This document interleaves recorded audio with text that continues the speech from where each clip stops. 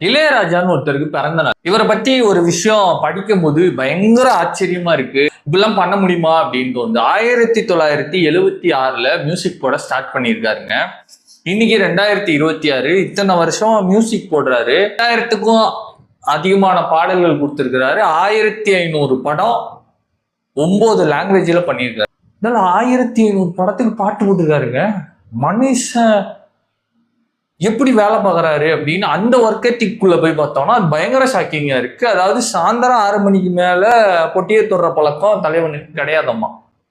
காலையில வெள்ளன ஏர்லி மார்னிங்ல வந்து he'll start doing his work and then ஈவினிங்க்கு வைண்ட் அப் பண்ணிடுவாரு. இந்த மொத்தத்துக்குமே இந்த ஒர்க் சைக்கிள் தான் மெயின்டைன் பண்ணியிருக்காரு.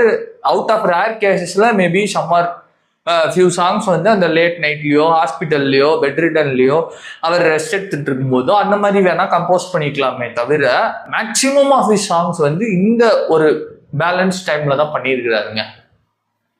ஒருத்தரால் எப்படிங்க கண்டினியூஸா இன்னைக்கு வரைக்கும் இந்த விஷயத்த பண்ண முடியும்னு நினைக்கும் போதே ஆச்சரியமா இருக்கு. ஒவ்வொரு பாட்டும் புதுசா இருக்கு. ஒரு பாட்டுக்கும் இன்னொரு பாட்டுக்கும் ஒரு காப்பியா இருக்குன்னு கூட சொல்ல முடியல. ஒரு 10 பாட்டு இவரோட பாட்டை எடுத்து கேட்டோம்னா 10ம் ஒவ்வொரு ஜானர்ல இருக்கு. 1000 பாட்டு அப்படிதான் இருக்கு, 8000 பாட்டு அப்படிதான் இருக்கு.